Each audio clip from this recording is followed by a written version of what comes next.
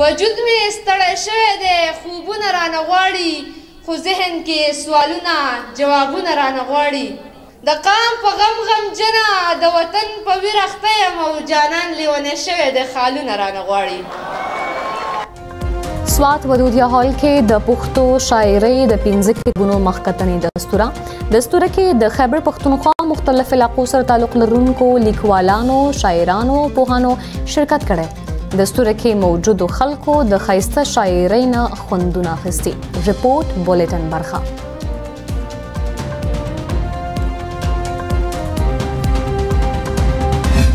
په سوات سیدو شریف ودودیہ هال کې د سراجدین سراج د چاپ شوي 15 کتابونو مخکتنې دستوره کې په ګڼ شمېره سره د سیمې پوهانو، ادیبانو، شاعرانو او عامو خلکو ګډون وکړو.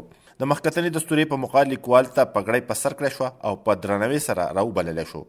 د شانګلې د شملې غرونو زمري، د مردان پیښور چارسدې د ګلونو د ښارونو ګلونه ملګري، په دواړه لاس یې ورته سلام کومه، ډېره مننه مو کومه. په کتابونو د سیمې پوهانو مقالې وړاندې کړې.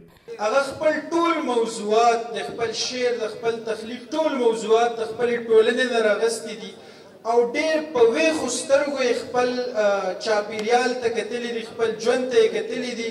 دستوره کې د سیمې شاعرانو خپل کلامونه هم وړاندې کړل چې ورغلي میلمنو ورته په زړه پورې داد ورکړو. وجود مې ستړی شوی دی، خوبونه رانه غواړي، خو ذهن کې سوالونه جوابونه رانه غواړي. د قام په غم غمجنه د وطن په ویر اخته یم او جانان لیونی شوی دی، خالونه رانه غواړي. ما چې وي بې قدره قیمتي خپلې خبرې کړې، ستا د ویر او غم او د درد ساندې مې سندرې کړې، نو ستا تصویر مې ښکلې او ستا تصویر مې ښکلې، کورا جما مې رنګونه کړو، یا د پښتون اویزان مې ستا په نامه خاورې کو.